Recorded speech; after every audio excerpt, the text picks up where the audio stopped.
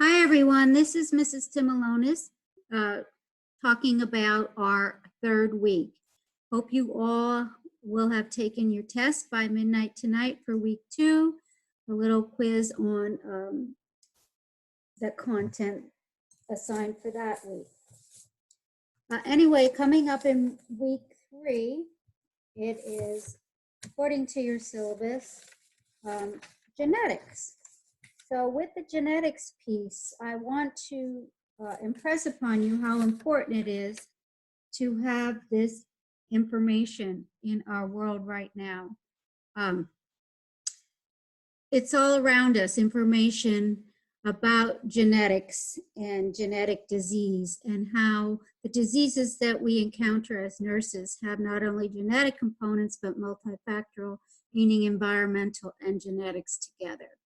Just this week, January 23rd, 2020, in my Philadelphia Inquirer, I read a story about Amish children dying of rare genetic mutation. And as I read on, the study led by the Mayo Clinic, and you can log on to this URL, you can copy and paste it if you want to hear more about it, had to do with a gene, where is it? Known to regulate calcium. So this particular gene was controlling the calcium levels in ways that were not fully understood. They inherited copies of these calcium regulating genes, the children, one from each parent, and all the parents were healthy.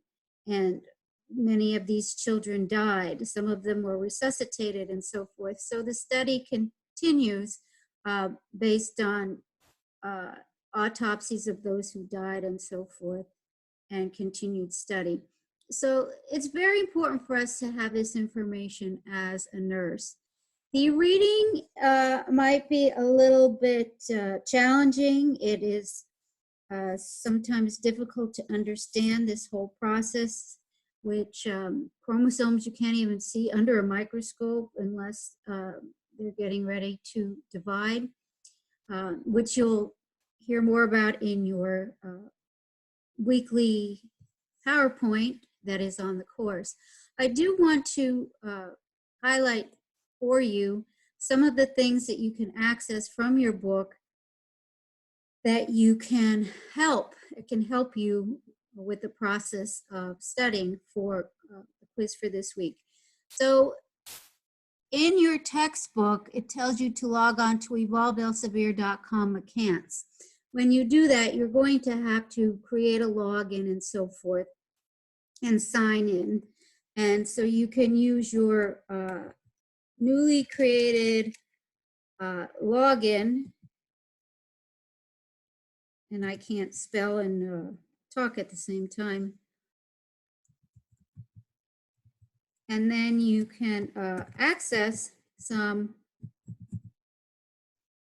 great resources for your book.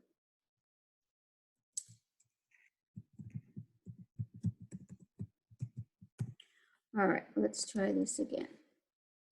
Okay, so you can either go right to the URL, evolveelsevier.com/McCants, and then it will populate for you. But if you don't, you can always search in your catalog for information. So I'm going to search for McCants and hit enter, and a lot of books that she has written will populate. What you want to do is focus on Evolve Resources for Pathophysiology 8th edition. And once you have that, you can request. Now this says, it's a faculty product, but yours will come up as a student product.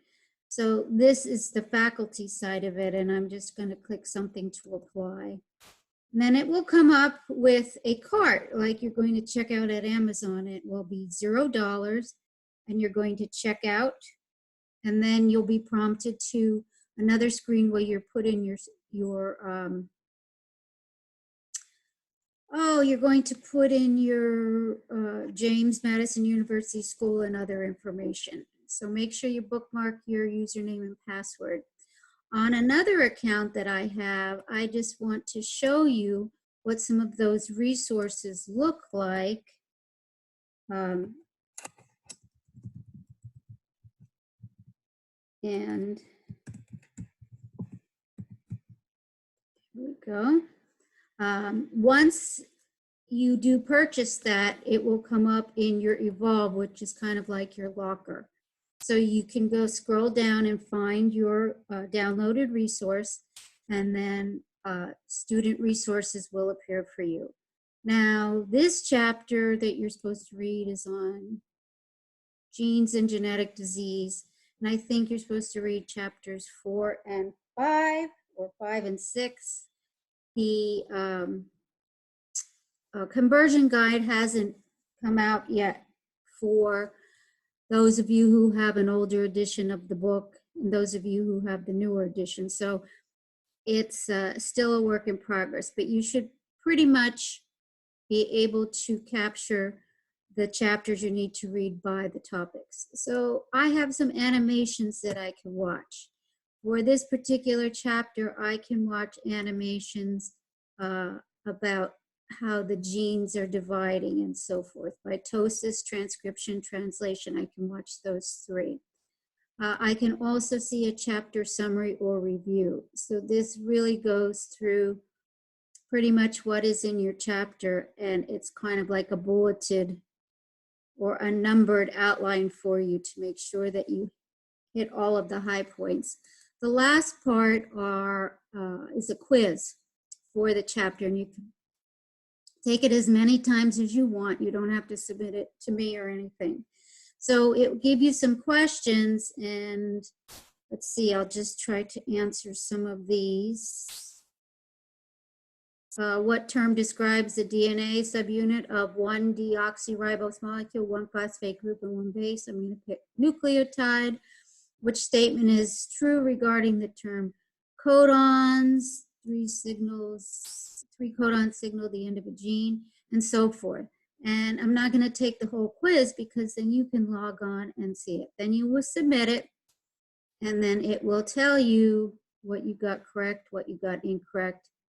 And I did poorly, of course, on the quiz because I only selected 2, but it gives you the correct answers. So how are you going to be successful in this course?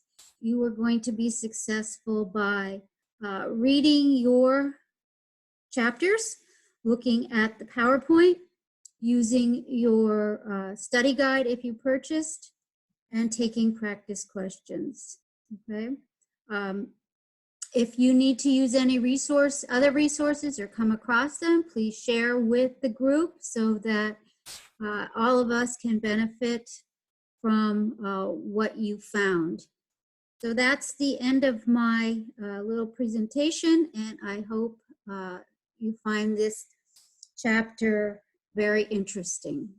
Have a good week.